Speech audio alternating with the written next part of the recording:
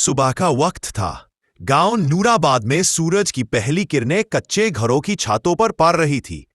खेतों से हल्की हल्की हवा आ रही थी और मस्जिद से फजर की अजान अभी अभी खत्म हुई थी। गांव के लोग अपने अपने कामों में लग गए थे। इसी गांव में रहता था बाबूराम, एक सीधा सादा किसान, और उसके पड़ोस में रहती थी अम्मा सकीना, एक बुजुर्ग औरत जो अकेली ही जिंदगी गुजार रही थी। एक दिन अचानक अम्मा सकीना बीमार पड़ गई। बुखार तेज था और चलना फिरना मुश्किल हो गया। गांव में उसका कोई अपना नहीं था। लोग अपनी मजबूरियों में घिरे हुए थे। लेकिन बाबूराम की नजर जब अम्मा के बंद घर पर पड़ी तो उसका दिल बेचैन हो उठा। उसने तुरंत दरवाजा खटखटाया। अंदर से कमजोर सी आवाज आई, कौन?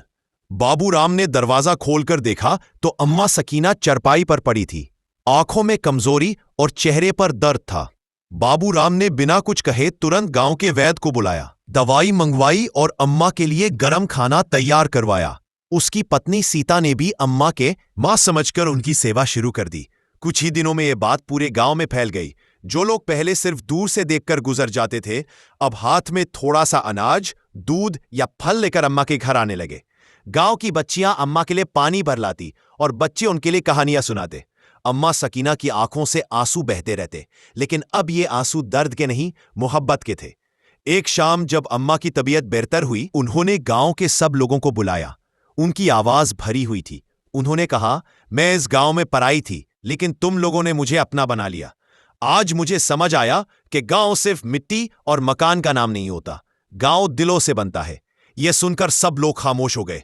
बाबूराम ने शर्माते हुए सिर झुका लिया। अम्मा सकीना ने उसके सर पर हाथ रखकर दुआ दी। उस दिन गांव के लोगों ने एक बात सीख ली, जब इंसान किसी की मदद सिर्फ इंसानियत के लिए करता है तो वही सबसे बड़ा धर्म और सबसे बड़ी इबादत होती है। इस वाक़े के बाद नूराबाद गांव की पहचान बदल गई। अब वहां कोई अकेला नहीं था। हर दुख में सब साथ खड़े रहते। गांव में प्यार, मोहब्बत और एक दूसरे का ख्याल रखना ही सबसे बड़ी ताकत बन गया। ये था एक छोटा सा गांव का वाकया, लेकिन इसकी सीख बहुत बड़ी थी। प्यार और इंसानियत से बड़ी कोई दौलत नहीं होती।